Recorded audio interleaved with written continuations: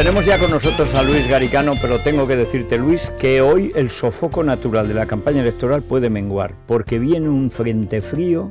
No me refiero al frente gélido siberiano de Podemos, sino a un frente frío, una bajada de temperaturas notabilísima, ¿eh? Bueno. O sea, que vas a sudar menos en los mítines de este fin de semana. Pero bajan en todas partes, especialmente en la tierra de Jesús Cacho, en Palencia. Hoy en Palencia va a hacer verdadero frío. Los palencianos, que diría el protojuez, el prevarijuez, Baltasar Garzón. ¿Cómo le decía? Alberto Garzón. Alberto Garzón, Izquierda Unida. Claro. Sí. Yo siempre le cuento lo peor de Baltasar. Perdona, Baltasar. Querido Baltasar, perdona, no. Baltasar Garzón, no, Alberto Garzón, el pitufo gruñón, el cenizo, el veteos vuestras banderas rojas donde os quepan, el pitufo, el de 11 millones de euros de deuda a la banca, como bien le recordó Rivera la otra noche, que ese ha sido el precio de Alberto Garzón. Vender, cuando además Izquierda Unida tenía muy buenas perspectivas electorales, pero debe 11 millones de deuda. Claro, para eso sirve Venezuela, para poder comprar y comprar. Bueno, pues el frente frío va a atravesar toda la península y los archipiélagos. Ahora en Madrid estamos a 15 grados y no vamos a pasar de 23. Un día fresco. La máxima Murcia 36 grados, en Pecinan, pero no creo que mañana, y la mínima 7 en León. Esta semana hará frío o calor. En guiarepsol.com puedes consultar la previsión del tiempo a 5 días. Repsol te ha ofrecido la información del tiempo. En Repsol todo lo aprendido en la alta competición lo aplicamos a nuestros productos. Por eso los nuevos lubricantes Repsol Elite garantizan el cuidado del motor y su máxima eficiencia. Y además están homologados por los principales fabricantes. Lubricantes Repsol Elite, formulados para los motores más exigentes. Infórmate en Repsol.com. Es la mañana de Federico, con Federico Jiménez Los Santos. Bueno, la bolsa no deja de darnos disgustos, lo del Brexit, ahora lo hablaremos también con Garicano, porque es un problema inmediato que está en el horizonte, es el día 23, ya es el referéndum, que esa ruina para Gran Bretaña y para Europa que se llama David Cameron. Hay tontos con título, hay tontos con ínfula y hay tontos letales. O sea, Cameron, que jugó a la ruleta rusa con Escocia, le ha gustado el juego y entonces ha quitado una bala y ahora juega a la ruleta rusa para hacerse levemente popular, no es popular ni en su casa, ahora con la salida, bueno, ayer The Sun, 5 millones de lectores, el único periódico que realmente el tabloide que gana dinero, pidiendo la salida de Europa, insultando además a los europeos.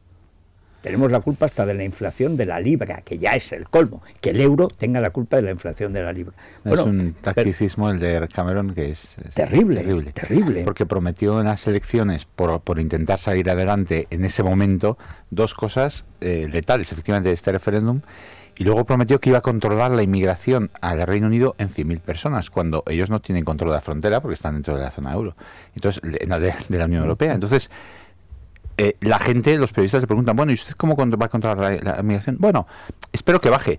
¿Cómo que espera que baje? ¿Pero usted la controla o no controla? Bueno, en realidad no la controlo. Entonces, claro, eso ha sido letal. Porque, claro, la gente dice, oye... Cada país tiene su zapatero. Es así.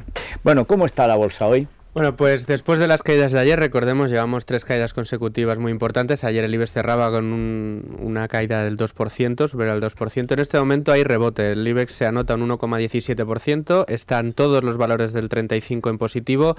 Cotizan 8.221 puntos. El IBEX, este rebote se debe, entre otras cosas, a que finaliza hoy la reunión de la Reserva Federal, donde se espera que se hable de los tipos de interés. Esta es la pescadilla que se muerde la cola y que nos va a venir acompañando durante todo el verano. También hay reunión del Banco Central de Japón, que parece que también va a dar noticias que va a alentar las subidas en las bolsas, pero en cualquier caso también los analistas nos recuerdan que en Europa está el tema del Brexit que comentabais, que da miedo a los inversores, y en España también nos advierten que las elecciones es un elemento de incertidumbre por lo que pueda llegar. Hombre, por lo que trae Mariano bajo el brazo. Bueno, pues esta es la bolsa. Vamos con una noticia de interés general de la ONCE, de interés cultural y ya casi antropológico. O sea, Francia tiene muchos problemas. Pero mientras exista Johnny Hallyday, que es como llaman allí a lo que nosotros llamamos Johnny Holiday, no sé muy bien por qué, y es Johnny Hallyday, mientras estén Johnny y Sylvie, aunque Sylvie viva en California, Francia será Francia. A partir de ahí ya no sé. Últimamente graba en español, graba con Loquillo. Su luna de miel la pasaron en Canarias. O sea, que siempre han querido mucho a España esta gente, no sé por qué. Bueno, pues Johnny, que cumple hoy 100... Algo menos, Federico. 73 primaveras, sí. Y además una vida cargada de éxitos, casi 50 años sobre los escenarios, 400 giras, 18 discos de platino, una pareja como Sylvie Vartan, lo recordabas ahora, y dices que ahora canta con Loquillo en español, pero también lo ha hecho en italiano hace poco, por ejemplo, con Laura Pausini. Se atreve con todo, no a los 73 comparar, ya. Sinceramente. O sea, Laura Pausini, aparte que últimamente prescinde de la ropa interior, que no me parece adecuado, pero ni Johnny en sus mejores momentos ha hecho tal cosa, pero es sorprendente lo de Johnny. Ha sobrevivido a 4 infartos, a 5 matrimonios, a un número indeterminado de amantes, a 3 quiebras, a 12 representantes, a un padre que lo abandonó, a un nazi colaboracionista llamado Smet, que encima era belga. Lo abandonó en un circo, sobrevivió al circo, vivió en Inglaterra, no sabía francés, se hizo pasar por americano y sobrevivió ligándose a Catherine Deneuve. Casi nada. Con 19 años va el tío y se liga a Catherine Deneuve. ¿Creerás que hace 2 años todavía los descubrieron juntos? ¿Y qué dijo la señora de Johnny? C'est un grand ami. A la France. Bueno, pues noticia de interés general. Vamos a empezar, Luis. Yo aquí voy a dejar que tanto Domingo Soriano como Manuel Llamas o Jesús Cacho pregunten lo fundamental, lo que quieran sobre lo de Ciudadanos. Yo solo te voy a hacer una pregunta. En primer lugar, vamos, el único lugar. En el programa de ayer, que vieron 10,5 millones de personas, y que va a ser la única referencia, porque va a ser el único programa medianamente serio, es decir, sin niños probeta, sin culitos, sin cosas de estas, es decir, el único programa que se dice pronto en un momento en que España se juega todo, y en un momento muy grave de la Unión Europea. Bueno, pues esta va a ser la única ocasión que ya ha pasado y que hemos tenido. A la hora de hablar de economía, Albert Rivera, que fue el que Mariano defendió su gestión. Hay 2 millones de puestos de trabajo, necesito otros 2. Gobernar es muy difícil, dice, es muy difícil. Aquí hay que venir enseñado, cosa que no le sucedió a él cuando llegó al poder, que no había venido enseñado, pero bueno. Y luego Albert Rivera dijo 2 cosas. En primer lugar, que las cosas hay que pagarlas. Este toque catalán, de cuando los catalanes tenían prestigio en España, me pareció muy bien. Además se lo dijo a la cara a Pablo Iglesias como diciendo, debes mucho y debes pagarlo. Y otra cuestión, que es que solamente en la segunda legislatura, si Ciudadanos formaba parte del gobierno, se plantearía una bajada de impuestos. ¿Por qué es tan fácil hablar de impuestos y jamás de reducción del gasto público? Porque, por ejemplo, en el debate no se habló de la reducción del enorme armatoste estatal que no puede pagar España, que consta de más de 3 millones de empleados públicos, de los cuales los funcionarios reales no llegan ni a 2 millones. O sea, ¿por qué Ciudadanos ha renunciado al recorte del gasto? Y no digo las diputaciones o el Senado, que a mí eso me parece peccata minuta. ¿Y por qué tiene que ser en la segunda parte? ¿Por qué prevé Ciudadanos que este año y el que viene van a ser malos para España porque la cuenta del déficit está muy mal? Bueno, son 2 preguntas que las dos me gustaría responderlas. Queremos adelgazar la administración y, sobre todo, y lo más importante, queremos ponerla al servicio de los ciudadanos. Yo creo que el mayor problema en nuestra administración es hasta qué punto parece que se convierte en un monstruo que se sirve a sí mismo en vez de servir a los ciudadanos, que uno va a hacer un papel, le piden otro, este ya expiró, entonces tienes que volver a hacer el anterior, etcétera, etcétera. Es una absoluta locura para los empresarios, para los autónomos, para las personas que quieren casar, para todo el mundo es un horror. Entonces, nuestro deseo aquí no es tanto que sea por ahorrar, que también, sino que es por realmente conseguir una administración que funcione. La justicia en este sentido es lo más importante, y aquí yo creo que en muchos de estos casos a lo mejor no es ni recortar. En la justicia tenemos un plan de choque para mejorar su tecnología y contratar más jueces y fiscales. Entonces, de lo que se trata es de que funcione. Esa es nuestra verdadera prioridad. Y efectivamente tenemos importantes recortes en niveles administrativos, que bueno, es peccata minuta, bueno, no sé. Las diputaciones, nos acordamos de Baltar, nos acordamos de León, nos acordamos de Alicante, de Castellón, de Sevilla, o sea, son unos nidos enormes de corrupción. No es solo el coste de la diputación directo, etcétera, que al final nosotros siempre argumentamos que el coste de la corrupción, lo directo es lo de menos, ¿no? Lo grande es todo lo que genera, ¿no? Entonces sí que no hemos renunciado para nada a eso y sí que lo haremos y estamos empeñados en ello. En cuanto a por qué nos gustaría bajar los impuestos pero no prometemos como Rajoy para enero, bueno, porque es una promesa que hace Rajoy que no va a cumplir, como muchas otras, como prometió que cumpliría el déficit hasta el último día. Ayer estaba en Asturias, anteayer, y me decían que fue la ministra a anunciar que la variante de Pajares estaría abierta para diciembre, lo anunció en noviembre. Claro, porque eran las elecciones y no se le ocurría que iba a tener que ir en mayo a decir que no se abriera en diciembre hace 5 meses, es que no se va a abrir ni este año ni el que viene. Entonces, claro, o sea, están acostumbrados a que, claro, como ya decimos lo que haga falta y luego ya veremos. Entonces, ahora está diciendo los impuestos cuando todos sabemos que ha escrito una carta a Bruselas diciendo a Juncker diciendo que hará en la segunda parte, que ahora hay un proceso electoral y que bueno, olvidaos de mí. El único momento de periodístico que protagonizó Vicente Vallés que sacó la carta. Es decir, el único que, bueno, hizo una pregunta basada en un hecho. Usted le ha prometido a este señor que tiene que recortar, porque además no tiene más remedio, porque ha incumplido en mi libro sobre Rajoy, cuento y demuestro, y además ahí conté con la ayuda de Manuel Llamas, el detalle, todos los años ha incumplido su incumplimiento. O sea, Mariano Rajoy ha sido incapaz de cumplir no ya en lo que había pactado Bruselas con España, sino lo que tras incumplir había vuelto a pactar. También lo ha incumplido 4 años. Y esta vez por 5ª vez. El tema de gobierno en serio es la mayor broma que se le ha ocurrido a nadie, ¿no? O sea, un gobierno que hizo... O sea, decía Guindos el domingo, el debate conmigo, que ellos sabían que cuando llegó en abril al Fondo Monetario Internacional, que España era el mayor problema del mundo y que, fíjese, y digo, bueno, si ustedes llevaban en el gobierno 4 meses, en el 2012... y habían hecho el presupuesto 4 días tarde, el 29, ¿se acuerdan? El 29 de marzo, para no hacerlo coincidir con las elecciones andaluzas, que era el 25 de marzo aquel año, habían perdido los 100 días esos que tiene uno de gracia, que es cuando uno puede hacer las cosas, por las elecciones andaluzas. Y bueno, y había perdido todos los mercados de confianza en España. Yo leí ayer en otro debate en la Menéndez Pelayo al señor Guindos una nota de Citibank del 29 de marzo del 2012 diciendo que el gobierno español supeditaba cualquier criterio al electoralismo. Y le decía...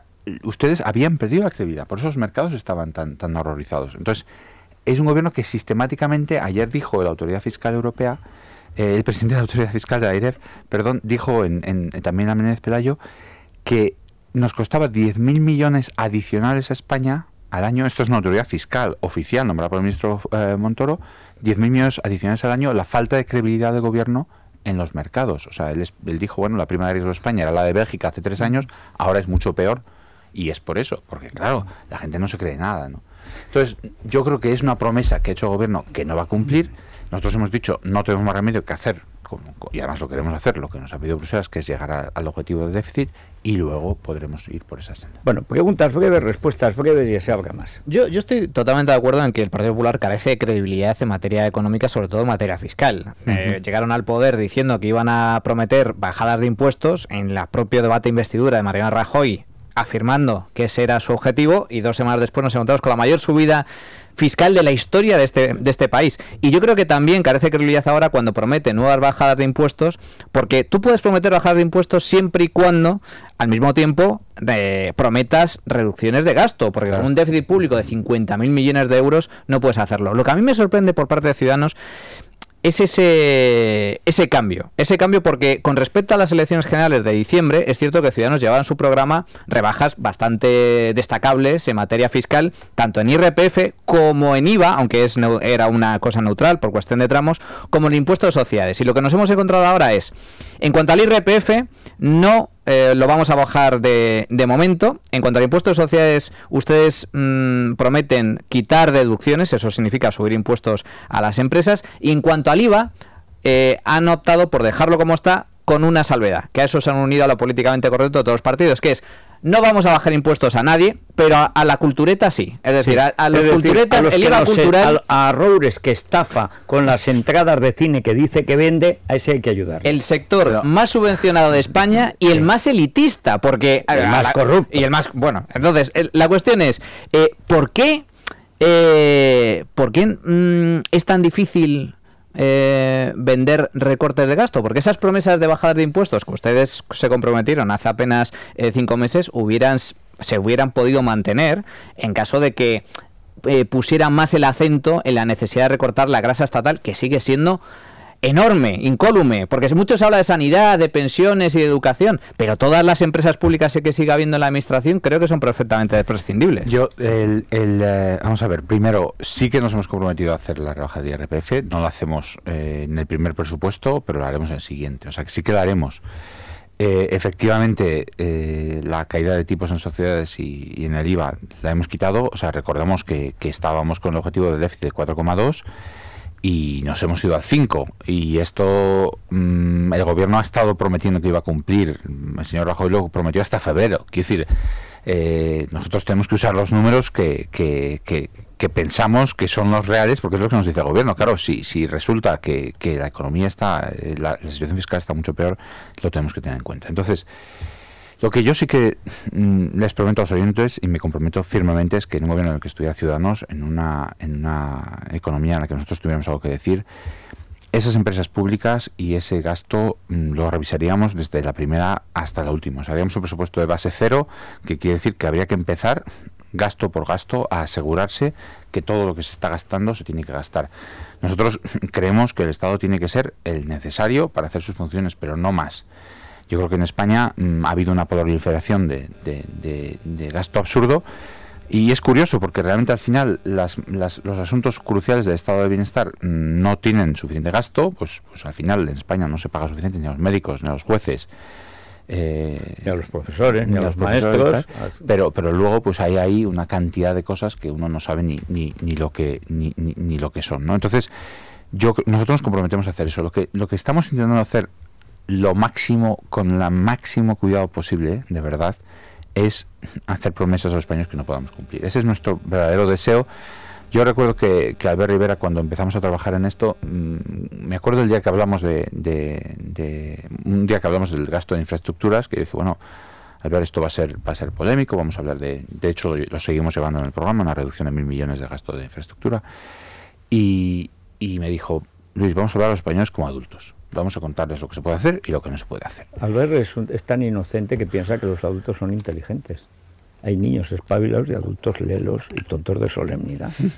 O sea, bueno, y luego están los que se dan con la rama cuando están en campaña electoral. Uno tiene que creer en la democracia. No, me quiero decir, pero es un latiguillo muy de Ciudadanos, y además es muy de Albert, que como es de provincias, no tiene malicia, ¿verdad? Porque cuando vivíamos en Barcelona, que era la capital cultural de España, aquello era otra cosa. Pero el problema es que en una campaña electoral, algo de ilusión, no digo de mentira, digo de ilusión, tienes que vender, y da la impresión, pero bueno, le cedo la palabra a Jesús, de que Ciudadanos, precisamente para evitar la demagogia, que es falsa, de solemnidad, que es verdad que ha sido una tomadura de pelo del gobierno del PP, da la impresión de que casi se ha pasado por el otro lado. Es decir, que casi ha evitado hacer un discurso emotivo, ilusionante. Por ejemplo, las llamadas que hacía Albert, él como, que además que es verdad, que él es un hijo de un pequeño empresario, de un autónomo que sabe lo que es el sufrir para cumplir todos los meses y pagar la seguridad social, los impuestos y tal, que es verdad, que lo vive porque es verdad. Pero ese punto de ilusión, que no digo de fantasmagoría, da la impresión de que por no pasar por demagogos, casi os habéis pasado un poco de... Cierto, ¿no? Cierto, yo he hecho muy en falta a Albert Rivera ese gran discurso. Yo conté aquí el otro día que vine que fui a Vistalegre a ver el gran meeting de Albert Rivera el sábado. Me tomé la molestia de ir al Bronx madrileño a ver el discurso, esperando ver ese gran discurso capaz de encender a las masas de qué quiero hacer con este país, dónde quiero llevar a este país en el año 2040. Ese gran discurso que falta en España, que nadie lo hace, porque todo es recetilla barata.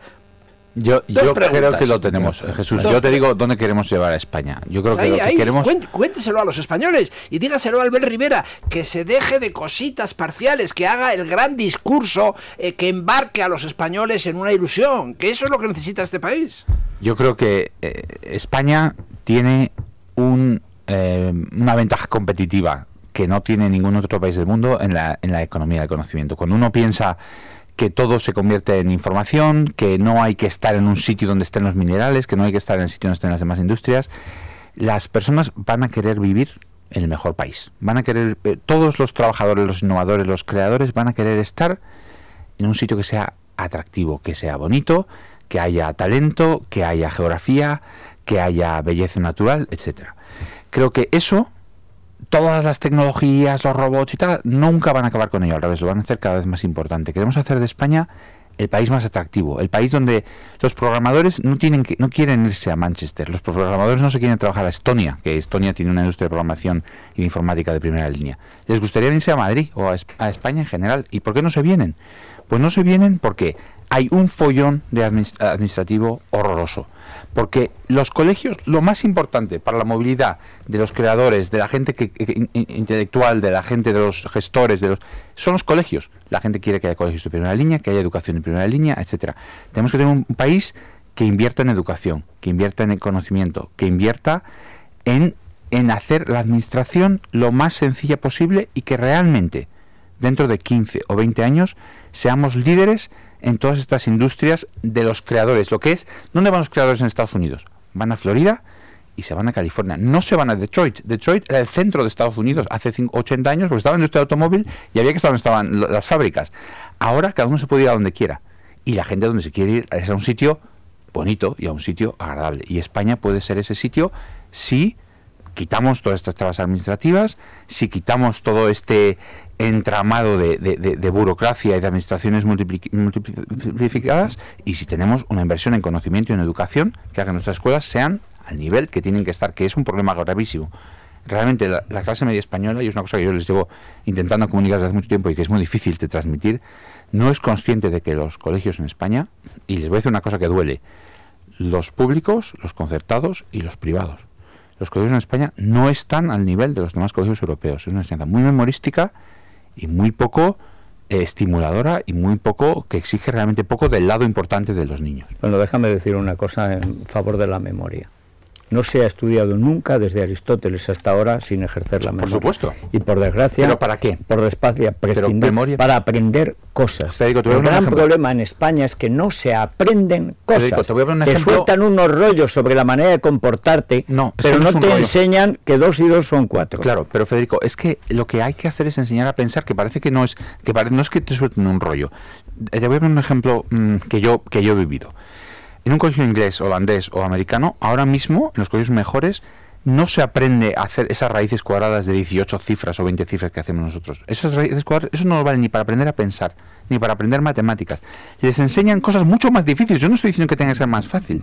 Les enseñan a pensar. Vamos a hacer un problema, te lo voy a escribir en palabras y tú tienes que pensar cómo se escribe ese problema. ¿Tú crees que Pablo Iglesias, Monedero, Errejón... Hombre, van a enseñar a pensar? Hombre. Bueno, pero es que el material humano, los profesores que hay en la Universidad Española, que son los penenes de hace 40 años, los maestros que han producido sus profesores, las víctimas de la OCSE, no saben hacer la O con un canuto. Bueno, ¿cómo van a enseñar a pensar? Hay profesores hombre, así, por eso se mantiene la educación, por el sacrificio de muchos profesores. Yo, por ejemplo, cuando estaba en la Universidad de Valladolid, no sabía que en la Universidad de Valladolid... pregunta, solo he hecho una postilla. Bueno, pues fíjate, si llegas a preguntar... Hombre, me has pedido visión. La Universidad de Valladolid, cuando yo estaba allí, yo no lo sabía y lo descubrí mucho después, cuando he sido investigador. Resulta que cuando yo era estudiante, había un departamento de matemáticas, que había un catedrático allí, que luego fue rector, que se llama Sanz Serna, que ahí en Valladolid, enterrado, digamos, tal, pues era uno de los mejores departamentos de matemáticas en ese área del mundo.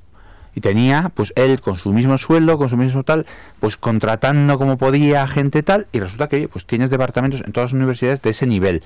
Lo que tienes que hacer, y estoy de acuerdo, la universidad es quizás el mayor problema, porque si no forma a los profesores de primaria y secundaria, si no forma a los abogados, si no forma tal, luego lo demás no va a funcionar. Entonces, la universidad para nosotros es una prioridad absoluta, para reformarla. Creemos que ha sido la gran asignatura pendiente de nuestra democracia, que no es posible que España no tenga ninguna universidad entre las 200 mejores del mundo. Y además sería un buen ministro de Educación. Sí. Bueno, en Ciudadanos tenemos el área de Economía y Conocimiento, que es el que dirijo. Bueno, a ver, Domingo Soriano, que como es más tímido, como no le dé la palabra... En la parte de educación, a mí lo que me interesa es si se mantienen las dos patas del discurso de Ciudadanos de hace un año. Porque hace un año Ciudadanos proponía más gasto en educación, invertir más para mejorar la educación, pero hay una segunda pata muy importante que hablaba de rendición de cuentas, de resultados, de pruebas, de control. Es decir, no, una exigencia, yo invierto más, pero a cambio exijo más a los centros y a las universidades. Y yo ahora mantengo en el discurso de Ciudadanos el tema del gasto, lo sigo escuchando. Por ejemplo, escuchaba el otro día los 1.000 euros por niño desfavorecido a los colegios que tengan esos niños de entornos desfavorecidos, pero la parte de rendición de cuentas, resultados y control la escucho mucho menos en el discurso de Ciudadanos. La vas a escuchar. Nuestra visión es que cómo funcionan los sistemas educativos que van bien, y les recuerdo a los oyentes que los países que están saliendo adelante, desde las ciudades-estado, Singapur o Hong Kong, hasta países como Finlandia, como Suecia, Suiza, son países que tienen una inversión en educación de primera línea y un sistema educativo que funciona muy bien. ¿Y cómo funciona? Primero, ningún niño se puede quedar atrás. Eso quiere decir que desde el principio hay que tener profesores de apoyo y ayuda para los que empiezan a quedarse atrás a los 6 años, porque cuando uno sabe sumar a los 6, a los 8 no sabe multiplicar. Tú no puedes meter al torpe por lo que sea para parar a los que pueden ir más rápido. Bueno, lo que hay que hacer es un problema de copiado mal de las escuelas británicas ya por Maraval. Sí, hay una solución, que es que incluso dentro de la clase se pueden hacer grupos. O sea, tienes el grupo de matemáticas que va más avanzado, se les saca durante la clase de matemáticas, y un grupo de más retrasado se les saca de la clase durante esa clase. Pero hay una segunda cosa que dice Domingo, que tiene toda la razón, que es los colegios hay que darles, y a las universidades, autonomía y exigirles cuentas. El profesor, el director del colegio, en casi todos los países es una institución, pues es una persona que luego puede contratar, que puede exigir cuentas, que puede reñir a un profesor, que le puede castigar, que lo puede despedir y puede moverlos, puede contratar, puede decir, oye, nosotros queremos un colegio que tenga este perfil, vamos a contratar profesores con este perfil. ¿Cómo se puede hacer eso? Y a las universidades lo mismo. Hay que saber cómo les está yendo, y eso requiere pruebas y requiere evaluaciones. Yo creo que no tienen que ser reválidas para ver cuántos estudiantes pasan, tienen que ser pruebas de evaluación para saber cómo es ese colegio. Oiga, usted está empezando con niños que son, por ejemplo, de un nivel muy alto, ya al principio a los 6 años, y a los 12 parece que su colegio es muy bueno porque tienen buenas notas, pero resulta que no han aprendido nada. Pero simplemente porque usted tiene buenos niños. No es simplemente medir cómo es de bueno, sino qué valor está añadiendo este colegio. Y si no lo medimos, no lo podemos saber. Lo que ahora esta locura que ha dado nuestra sociedad, porque no vamos a medir, a evaluar, es absurdo. No existe ninguna forma de saber cómo algo funciona sin medirlo, es imposible. Pero después de medir vienen los premios y los castigos. Absolutamente, pero no al niño, como al niño y al padre, al colegio, al profesor, etcétera. Es decir, hay que decir, oye, este colegio que está funcionando muy bien, fenomenal, este colegio está funcionando muy mal, o le vamos a dar recursos adicionales, o tenemos de alguna manera que intervenir para que mejore pero si no lo sabes no lo puedes hacer. Bueno, tenemos muchas preguntas de oyentes. Yo sé, Cacho, que tienes una pregunta. Si eres capaz de hacerla tengo varias, rápido, haz una. La visión. Pero es que Garicano, como quiere ser ministro de Cultura, de Educación, de Economía, de Exteriores, de Interior, lo entiendo perfectamente. Mucha gente en este país, muchísima, se equivoca, de verdad, lo digo con toda sinceridad, con esta historia del sillón y de la silla de ministro. Yo creo que ninguna persona que tenga un trabajo bueno y bien pagado. Pero si tú me dijiste a mí que estabas dispuesto a perder dinero con la política. Que puedes estar dispuesto a hacer trabajo, no quiere decir que a nadie le pueda apetecer esos sillones. No, pero hombre, por Dios, no estaríamos aquí. O sea, a ver, una pregunta muy breve antes de los oyentes. Tienes muchos oyentes que son autónomos, pequeños y medianos empresarios. Tú eres, y yo soy pequeños empresarios, yo tengo 50 nóminas a mi cargo, 120. Y tú 120, pues fíjate. ¿Qué perspectiva de futuro, qué ánimos les da usted a estos pequeños empresarios que cuando contratan a una persona tienen que preparar casi el 30% más para pagar las cotizaciones a la Seguridad Social? ¿Qué hay de esa viejísima, casi del Pleistoceno, reclamación empresarial de que las cotizaciones a la Seguridad Social son un impuesto contra el empleo y que habría que bajarlo para facilitar la creación de empleo? A ver, quiero decir primero, Jesús, que nosotros somos absolutamente los primeros defensores de los autónomos y los empresarios. Queremos que el empleo lo crean los autónomos y los empresarios, queremos darles las herramientas, eliminarles el papeleo. Una cosa que hemos prometido y que creo que somos absolutamente conscientes de la importancia de eso, es que la administración nunca les debe pedir un papel que ya tenga, que creo que es una locura lo que les exigen, ¿no? Las cuotas de seguridad social son excesivamente elevadas y habría que bajarlas. No hay nadie que pueda estar, que conozca los datos internacionales, que no puede estar a favor. El problema es que ahora mismo la seguridad social tiene un déficit horroroso. O sea, está en una situación muy complicada. 15.000 millones y el fondo de reserva se está agotando, queda para unos años. Entonces, de nuevo, ya sé que la ilusión sería decir, bueno, vamos a eliminar las cosas sociales. Eso sería el disparate. Pero como no eres Montoro, que es una ventaja para nosotros. Entonces, nosotros somos... O sea, es que no me tienes que convencer. Lo he dicho, lo pienso sincerísimamente. Y hay que ir hacia bajarlas. Pero tenemos una hemorragia en esas cuentas y tenemos que cerrar la hemorragia primero. ¿Y a los autónomos? Las cuotas, porque las cuotas en el programa de Ciudadanos plantean igualar facturación con la cuota de la seguridad social. Eso para el 85% de los autónomos va a ser una subida. Bueno, nosotros lo que hemos planteado es la eliminación de la cuota por debajo del salario mínimo interprofesional. Eso yo creo que es muy importante porque ahora mismo el 10% de los autónomos, el 11%, entran y salen cada trimestre, es decir, de los 3.400.000 autónomos se caen de la cotización a la seguridad social porque de repente no saben si van a tener trabajo el mes que viene y no van a estar cotizando esos 300 euros por nada. Entonces eso te demuestra hasta qué punto la gente está entrampada. Entonces esas las vamos a eliminar. Y luego lo que vamos a hacer es acercar, para por encima del salario mínimo interprofesional, hacer que la cotización y siga o tenga más relación con el ingreso, pero bueno, nos hemos hecho un cálculo exacto. Lo que sí que les digo es que obviamente no van a subir, o sea, va a tener como un tope como lo tiene con el salario. Bueno, tomamos nota. Hacemos una... ¿por dónde van los oyentes? Que porque también los derechos tienen ese mismo efecto, obviamente, o sea, no solo... Bueno, pues precisamente llaman muchísimos autónomos preguntando por estas cuestiones y están muy preocupados sobre todo por el tema de los impuestos, más por la vía de las desgravaciones, porque dicen que están hasta arriba, que ya no pueden pagar más y que además encima les quitan la posibilidad de poder presentar facturas para de esa manera intentar pagar menos impuestos. No les quitamos ninguna posibilidad de facturar. Bueno, vamos a hacer una pausa, oímos a los oyentes y después hay muchísimas llamadas a propósito de la sentencia, lo dejo para el final, porque ahora estamos aquí tratando de... El problema de Garicano, como pasa con los de Ciudadanos, es que te sonríen, como vienen limpios, vienen duchados, te sonríen, son educados, pues se quita el natural asesino que tiene que haber en el periodista. El periodista tiene que ser un ser sin piedad. Pero claro, luego me asesinas. No, ¿cómo te voy a asesinar? pero es que me dice, luego me asesina, claro, ya no lo matas, así, tiene que ser alguien que se provoque, o sea, alguien tal. Claro, es que es un problema porque bajan nuestras defensas. O sea, Ciudadanos tiene algo de adormidera, no sé. Bueno, y luego yo los voto, o sea, en fin. Bueno, muchas gracias. Mira, eso ya es uno. Bueno, más a gusto después del debate, debo decir. Después de la mano de bofetadas que le atizó al Podemita, es cuando ya dije, hombre, sí, por fin voy a poder decir, sin que me afeen la conducta, que voto a este señor de Barcelona. Es la mañana de Federico. A Luis Garicano, que luego va a perder el tiempo al país. ¿Qué tienen pensado hacer con los autónomos? Porque lo que está pasando ahora mismo es un escándalo. Yo soy agente de espectáculos y no me dejan declarar la gasolina ni el coche, sigo metiendo los tickets y ellos me han inspeccionado ya por tercer año consecutivo. Esta última multa ha sido de 4.000 y pico euros, con lo que ya no la pienso meter más. Pero creo que están igual los veterinarios, los arquitectos, los comerciales. Señor Garicano, ¿cómo valora usted la economía que se ha gestado en los 40 años de democracia? Nos han quitado todas las desgravaciones y deducciones, nos han subido todos los impuestos, hemos tenido que vender empresas públicas y estamos arruinados.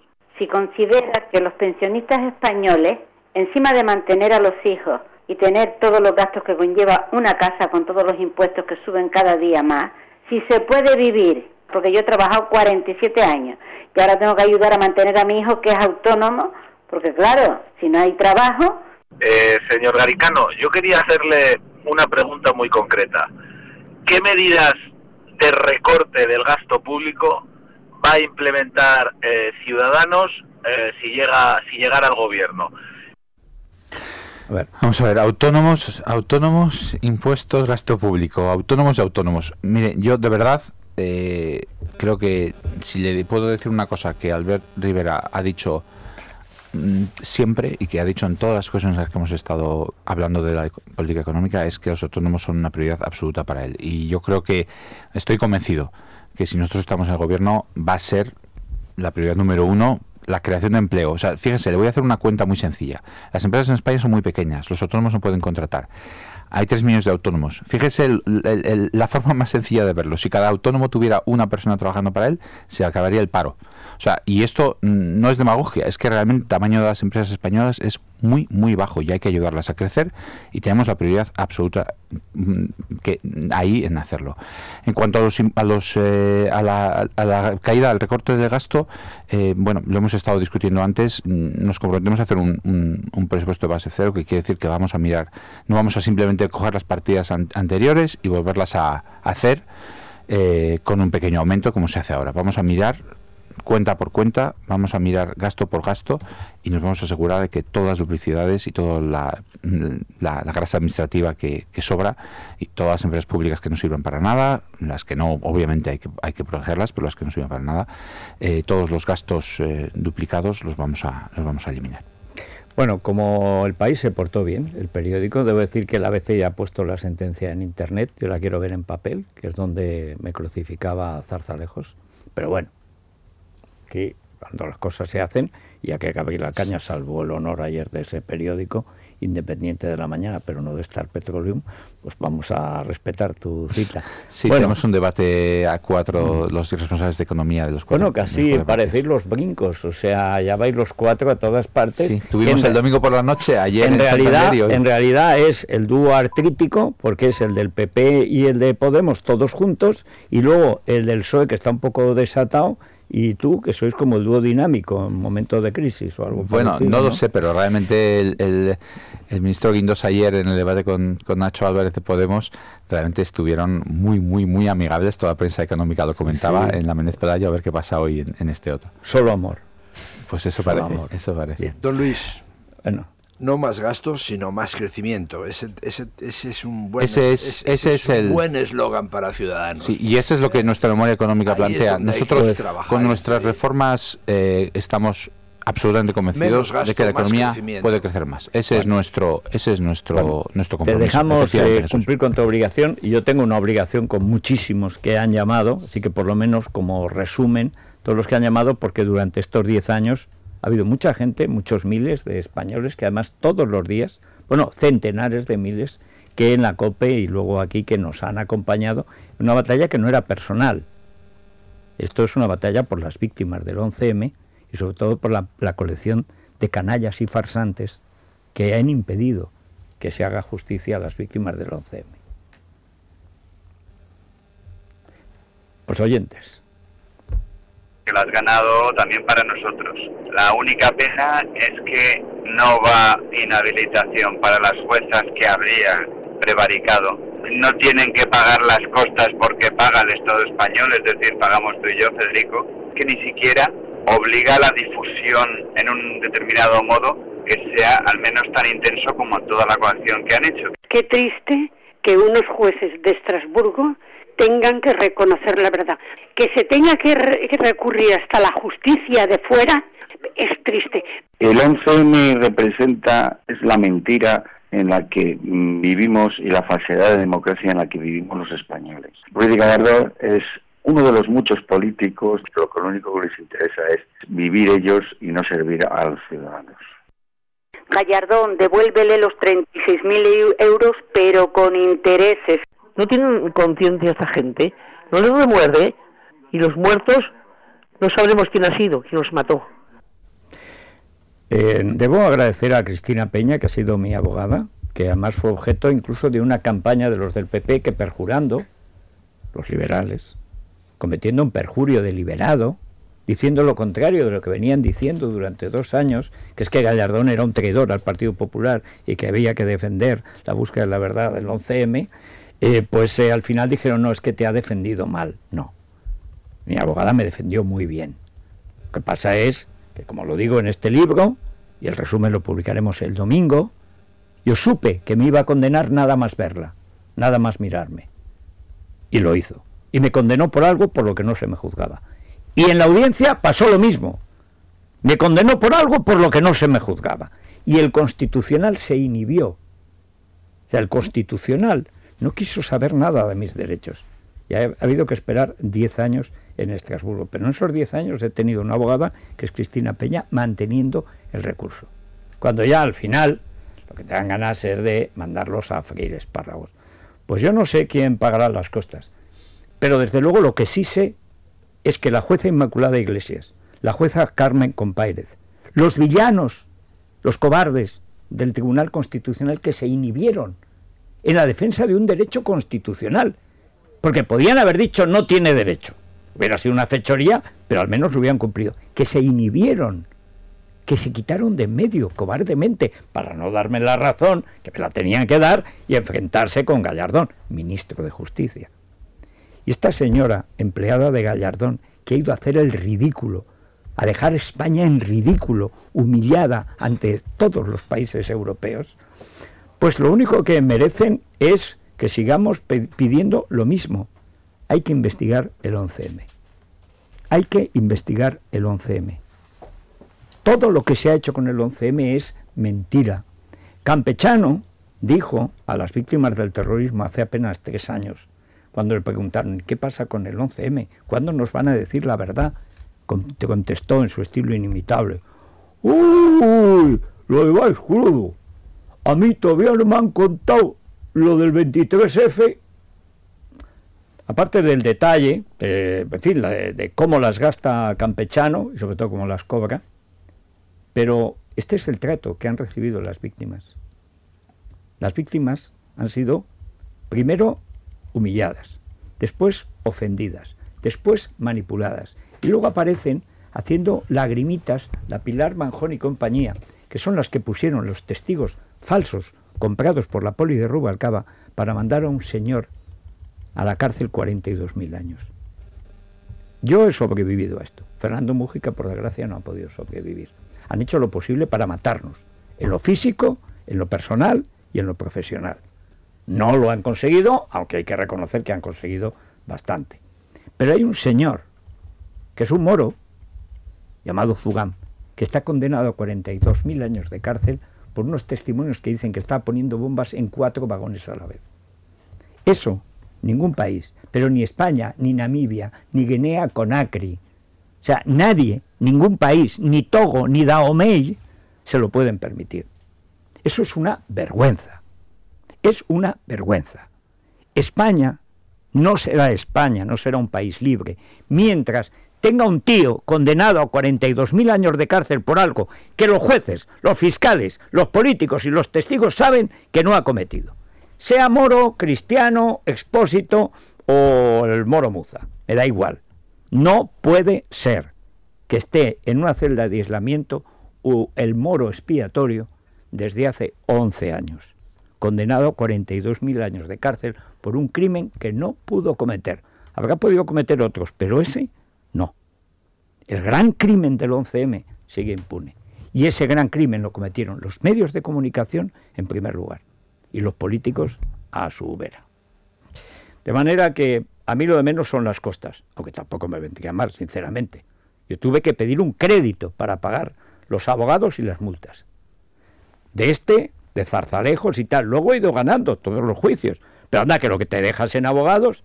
Yo he tenido que pedir dinero a los bancos para pagar los juicios.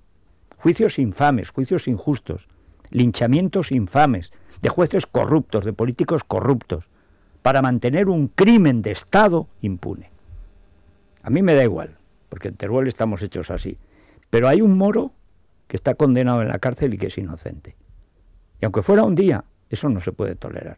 Yo no quiero vivir en un país donde a un tío se le condena a 42.000 años para que los jueces puedan mirar a otro lado y luego pedir otra de gambas. Y si no, nos vamos a Egon.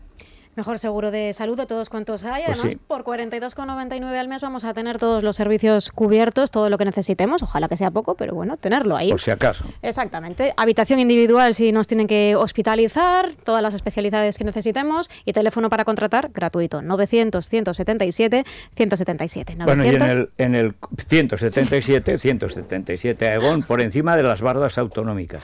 Si te duele el apéndice en Tarifa, es igual, aunque seas de Zaragoza. Te operan igual, y además habitación individual. Eso es muy agradable. Eso se agradece. O sea, encima de que te duele no tener que aguantar ahí el follón. Bueno, eso está muy Y los buenos alimentos. Mira, en el supermercado del Corte Inglés, 25% de descuento en todas las compras de helados, compras superiores a 10 euros y un 50% en gazpachos, salmorejos en los departamentos de refrigerados. www.elcorteinglés.es/supermercado. Bueno, imagino que seguimos teniendo muchísimas llamadas, yo creo que ya pero estamos directamente a ya la fuera Crónica de Rosa, tiempo, ¿no, y de Federico? tal. Nos vamos a la Sí. Crónica Rosa, donde además se ha producido un grave siniestro. El tenista más guapo de España ha pedido el divorcio. ¿Y eso cómo ha sido? Deliciano Deliciano lo López, denuncia sí. hoy Alba Carrillo, sabe, una belleza. Dice, me ha pedido el divorcio de una manera fría. Ay, ¿cómo se piden los divorcios? No sé, a lo mejor con un 11 más. meses con después un- de casarse, ¿no? No han llegado al año. 9 meses, no han No, llegado, no, ¿eh? 11 Debo o- decir que aquí en la Crónica Rosa alguno lo vio venir. Y dice, uy, eso no puede durar. Y efectivamente no ha durado. Es la mañana de Federico, con Federico Jiménez Los Santos.